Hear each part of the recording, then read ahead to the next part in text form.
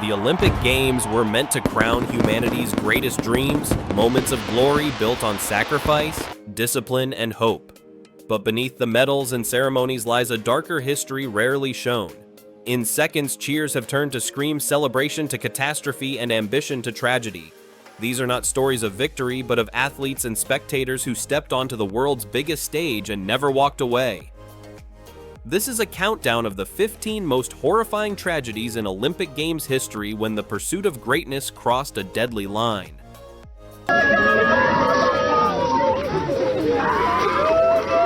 Ross Milne. January 1964. Innsbruck wasn't ready. With little natural snow and a deadline that refused to move, Olympic organizers forced the Winter Games into existence, carving downhill courses straight through dense forests. There were no modern safety nets, no proper barriers, only trees, rocks, and frozen ground waiting just inches from the racing line. Even journalists on site warned that the course looked less like an Olympic venue and more like a carefully disguised death trap. Ross Milne was just 19 years old, Australia's brightest hope in alpine skiing. Calm, focused, and fiercely proud, he carried a weight far heavier than his skis. In Europe, many believed Australia didn't belong in winter sports at all, and Ross knew it. This wasn't just about competition, it was about proving that his country deserved to stand on the same mountain as the world's best. On January 25th, during the first official practice run, Ross launched from the start gate and accelerated toward one of the course's steepest blind sections at nearly 70 kilometers per hour. Then, without warning, everything unraveled. People were standing on the track ahead of him. Instinct took over. Ross swerved to avoid them, but there was no margin for error. His skis slipped offline and the mountains showed no mercy. In a split second, he lost control, was thrown from his line, and collided with a tree, losing consciousness immediately. Ross Milne was airlifted to the hospital, but the outcome was already sealed. The injuries were catastrophic, and he died shortly afterward. He never competed. He never heard a crowd cheer. He never saw the Olympic flame lit. His Olympic journey ended before it ever truly began. Officials ruled the death an accident, quietly blaming inexperience rather than the dangerously flawed course. There was no redesign, no pause, no accountability. The Games moved forward as planned. For Australia, the loss was shattering. For the Olympics, it was the second death before the opening ceremony, another warning ignored. Ross Milne didn't lose to the mountain, he lost to negligence, and his death carved a brutal truth into Olympic history: when safety is sacrificed for spectacle, youth and talent offer no protection at all. Nicolas Bouchetey. February 22, 1992. High in the French Alps near Albertville, the air was thin, the snow was fast, and danger was woven into every meter of ice. This was speed skiing, a discipline so extreme it bordered on defiance of physics itself. Athletes weren't simply skiing downhill, they were launching their bodies toward speeds exceeding 120 miles per hour, faster than most cars on a highway. It was thrilling, breathtaking, and it would soon prove unforgiving. At 27 years old, Nicolas Bouchetey was one of Switzerland's elite speed skiers. Years of brutal training had shaped him into an athlete who understood risk intimately. He knew how narrow the margin was between control and catastrophe, how a single mistake at extreme speed could carry irreversible consequences. This Olympic appearance, even as a demonstration event, was likely his only chance to perform on the world's biggest stage. There was no room for hesitation. That morning, conditions were considered ideal: clear visibility, hard, fast snow, speeds that promised records and danger. During a warm-up run on a slope adjacent to the official course, Bouchetey approached a small bump, something utterly routine for athletes accustomed to flying inches above the ice. But when he landed, the course betrayed him. Ahead stood a snow grooming machine, massive, slow-moving, and impossible to avoid at such velocity. Its lights were flashing, its warning signals were active. None of it mattered. At over 100 miles per hour, there was no time to react and no space to escape. Bouchetey collided with the machine at full speed. The impact was fatal. The speed skiing community was stunned into silence. Olympic officials were shaken. Though the event continued, something fundamental had broken. Several athletes withdrew, unable to reconcile competition with what had just unfolded. Others raced under the weight of a death that now haunted the course. Nicolas Bochete's death ended more than a promising life. It ended a sport's Olympic future. Speed skiing was removed immediately and never returned to the Games. His final run became a permanent warning etched into Olympic history, a reminder that when the pursuit of speed crosses a certain line, the margin for survival disappears entirely. Kazimierz Kai Skrzypecki. January 1964. Innsbruck was rushing toward history, but the mountain wasn't ready. Luge was about to debut at the Winter Olympics, a sport built on raw speed steel nerves and almost no protection. The track itself was unfinished, uneven, and dangerous. Water seeped beneath the ice. Sections froze unpredictably. Athletes complained. Journalists noticed. Warnings were spoken quietly, then ignored completely. Kazimierz Kai Skrzypecki was 55 years old, the oldest competitor at the Games. A former Royal Air Force pilot competing for Great Britain, he was respected, experienced, and remarkably fit. Younger athletes called him uncle. Age hadn't slowed him, and it certainly hadn't frightened him. He had flown aircraft through war. A luge track didn't seem like something that could stop him. But the Innsbruck track was not just difficult, it was flawed. During a practice run 1 week before the opening ceremony, Kai Skrzypecki's sled began to vibrate violently, a sign that something was wrong beneath the ice. Within seconds, control was lost. The sled left the track at speed and his body the frozen ground with devastating force. What was meant to be routine preparation turned instantly into catastrophe. He was rushed to the hospital with severe skull and pelvic fractures. Against expectations, he survived the night. There was hope, fragile, cautious hope. The following morning, surgeons attempted emergency surgery. His heart, already pushed beyond its limits, could not endure the trauma. Kazimierz Kai Skrzypecki died before the Olympic flame was ever lit. The Olympic Village fell silent. Athletes demanded answers. Organizers offered none. Instead, quiet rumors spread suggesting age, not the track, was to blame. The course remained unchanged. Competition went on. The danger stayed. His death exposed an uncomfortable truth buried beneath Olympic tradition. Sometimes it isn't the athlete who fails the Games, it's the Games that fail the athlete. Kazimierz Kai Skrzypecki never competed, never raced for a medal, and never heard the roar of an Olympic crowd. Yet his death became part of Olympic history, a reminder that the cost of ignoring safety is often paid before the world is even watching. Nodar Kumaritashvili. February 12, 2010. Dawn at the Whistler Sliding Center felt wrong. The track was faster than anything Luge had ever known, steeper, longer, and merciless. Speeds climbed past 95 miles per hour. G-forces crushed the body through every curve. In training sleds, rattled athletes crashed hard and quiet doubts spread through the start house. The course was spectacular. It was also terrifying. Nodar Kumaritashvili was 21 years old, standing at the top with Georgia on his back. He carried the pride of a small nation, the hopes of his family, and the legacy of his father, a former luger who had taught him the sport with limited resources and endless determination. This was Nodar's first Olympics. He knew the track was dangerous. He believed he belonged anyway. He launched cleanly from the start, tucking into the razor-thin aerodynamic position that defines luge. The sled screamed down the ice faster with every section. Officials watched in silence as he entered the final stretch, one of the most aggressive sequences ever built. Then, in an instant, he lost control at extreme speed and was thrown from the sled near the end of the track. Medical teams rushed in immediately. The injuries were catastrophic. Hours before the opening ceremony, the Olympic dream ended in death.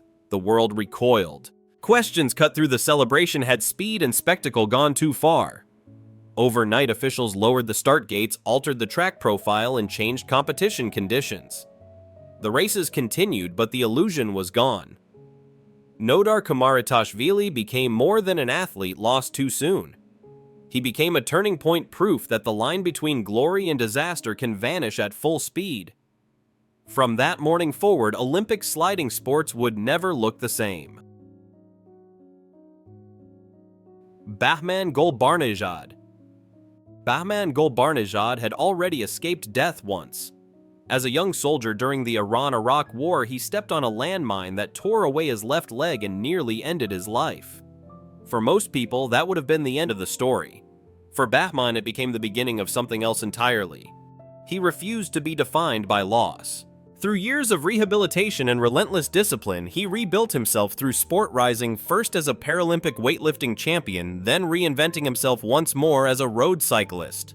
In Iran, he became a symbol living proof that resilience could outlast violence, that survival could be transformed into purpose. By 2016, Bachmann was Iran's sole representative in Paralympic road cycling at the Rio Games, competing in the C4 category. He carried more than national colors. He carried expectation, pride, and the belief that perseverance alone could overcome any obstacle. It was not his first battle, and he did not expect it to be his last. The Rio course was unforgiving. Mountain roads, steep descents, sharp turns, and high speeds offered little margin for error. During the road race, Bachmann lost control on a downhill section. He crashed heavily. He was wearing a helmet. He followed every rule. It was not enough. His condition deteriorated rapidly. As he was rushed toward medical care, his heart stopped.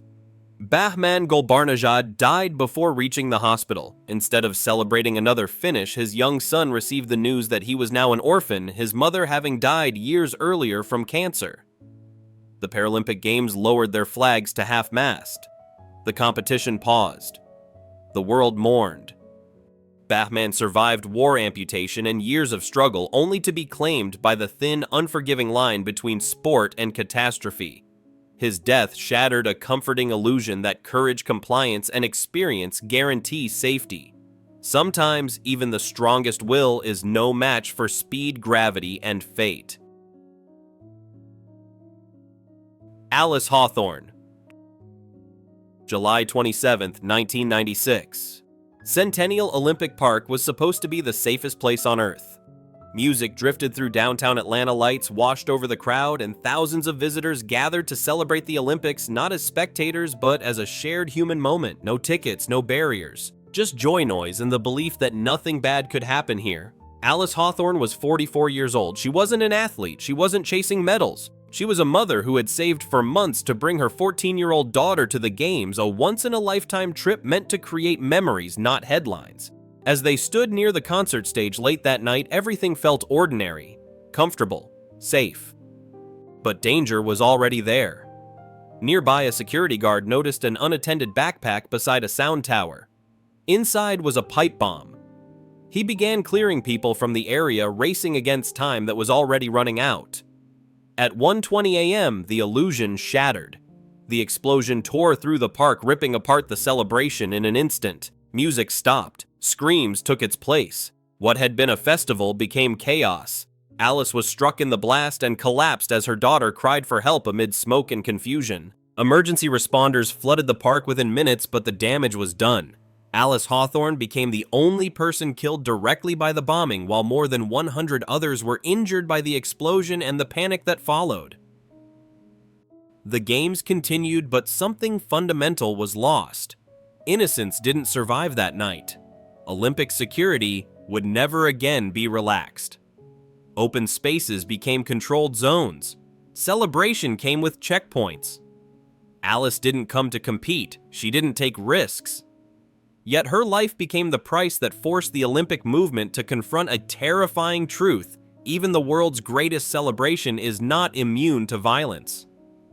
And sometimes history's turning points are written not by athletes on the field, but by ordinary people who never made it home. Ignaz Stefson.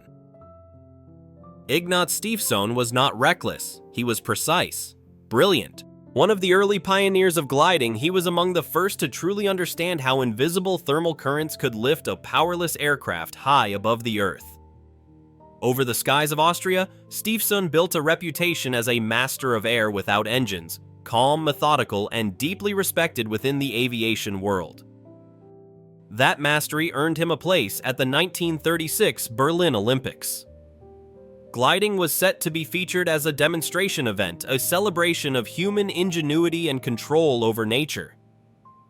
Stefson was chosen to lead Austria's team not just as a pilot, but as a symbol of progress, proof that science and skill could tame the sky.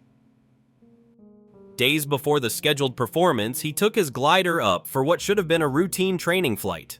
There was no crowd, No ceremony, just sky silence and preparation. Then without warning, something failed. One wing fractured mid-air. The aircraft twisted violently and control vanished.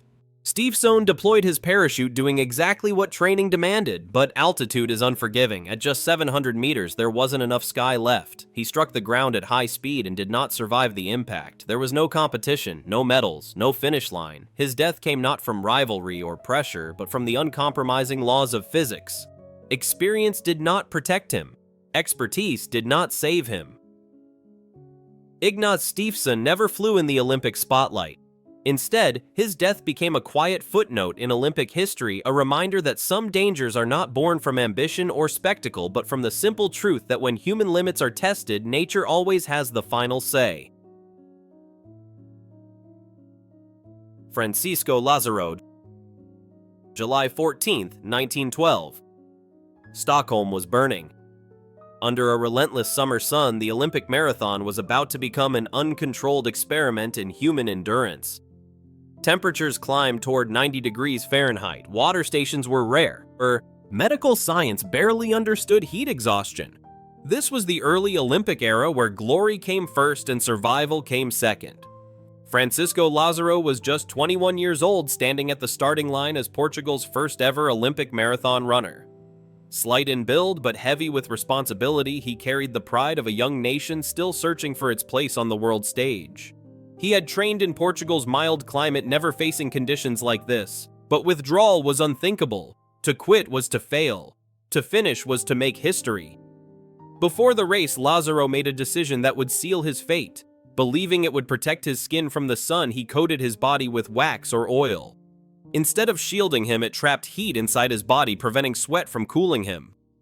With every mile, his core temperature rose quietly, relentlessly, unnoticed. As the race stretched beyond the city into the countryside, runners began to collapse under the crushing heat. Francisco kept going. Spectators saw his pace falter, his movements grow erratic, his eyes lose focus. But there were no doctors stationed along the course. No one stopped him. No one could. Around the 19-mile mark, Francisco Lázaro collapsed onto the road. His body temperature had reached an estimated 106 degrees Fahrenheit. He never regained consciousness. Rushed to a Stockholm hospital, doctors did what they could, but the science to save him did not yet exist. Francisco Lázaro died the following morning, becoming the first Olympic athlete to die as a direct result of competition. His dream ended far from the stadium, far from the finish line. Yet his death forced change. Water stations, medical supervision, and heat safety protocols would follow, written into Olympic history at the cost of his life. His marathon had no victory, no medal, and no applause. But it drew a line the Olympics could no longer ignore, the line where human ambition must finally yield to human limits. Knud Enemark Jensen. August 26, 1960. Rome was suffocating. Under a blazing sun that pushed temperatures beyond 100 degrees Fahrenheit, the Olympic cycling course turned into a furnace of stone and asphalt. The 100-kilometer team time trial demanded nearly 3 hours of relentless speed with no shade and little relief. This was endurance at its harshest, where pacing, discipline, and survival blurred into one. Knud Enemark Jensen was 23 years old, riding for Denmark in what was seen as a genuine medal opportunity. Years of training in cold winds and long miles had shaped him into an athlete built to endure discomfort. He understood pain. He trusted it. But Rome was different. The heat drained strength faster than conditioning could replace it, and the race showed no mercy. As the team pressed on, Jensen's body began to falter. Teammates noticed subtle warning signs, unsteady riding delayed reactions, but in a team time trial, slowing down meant surrender. Jensen pushed forward, caught between responsibility and survival, riding the thin edge where determination masks danger. Then he fell. Jensen collapsed during the race and was left unconscious on the course. He was rushed to a hospital, suffering from severe heat exhaustion compounded by head injuries. Doctors fought to save him, but medical understanding of heat stress in elite sport was still limited.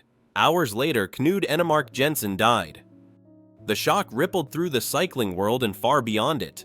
Questions followed immediately. Had the conditions been too extreme, had warning signs been ignored, the Olympics could no longer avoid the truth. Environmental stress could be just as deadly as speed or impact.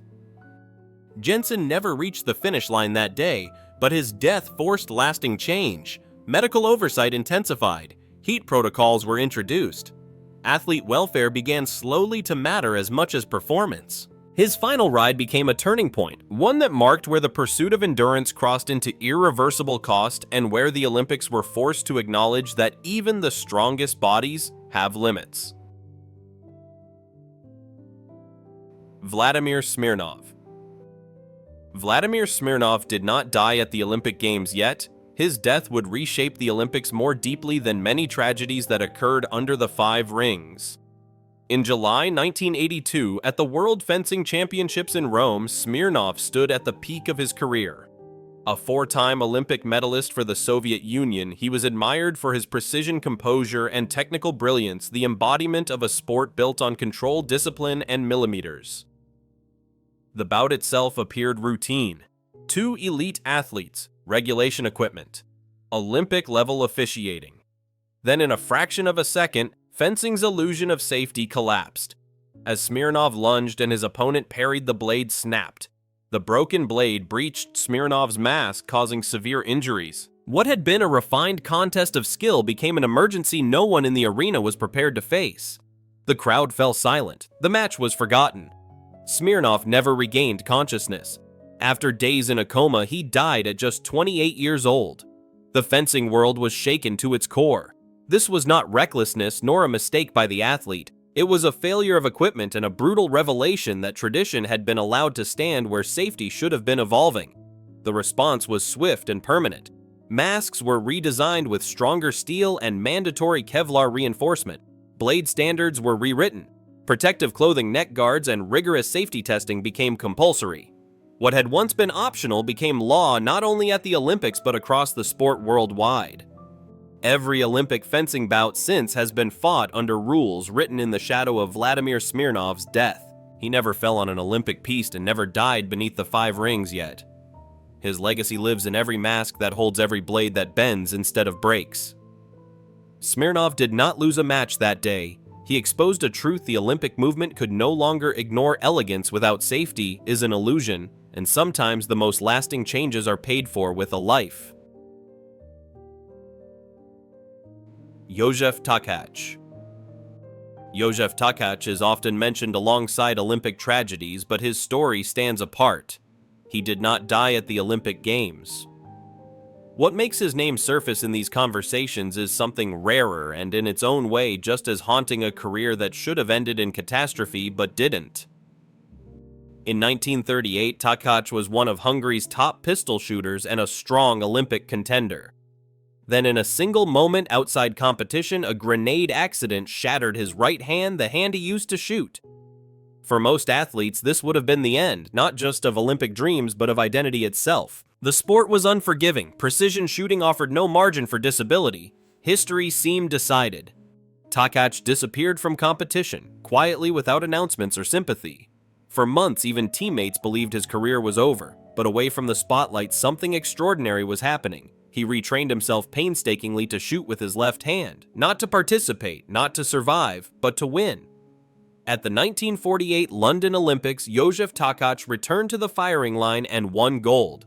4 years later in Helsinki, he did it again, 2 Olympic titles, with the hand he was never meant to use. Tkacz is sometimes misremembered in lists of Olympic deaths because his story begins where most tragedies end, with irreversible injury and apparent loss. But his legacy tells a different truth. Olympic history is not written only by those who died in pursuit of greatness, but also by those who were supposed to disappear and refused to. His story doesn't warn about danger. It warns against final judgments.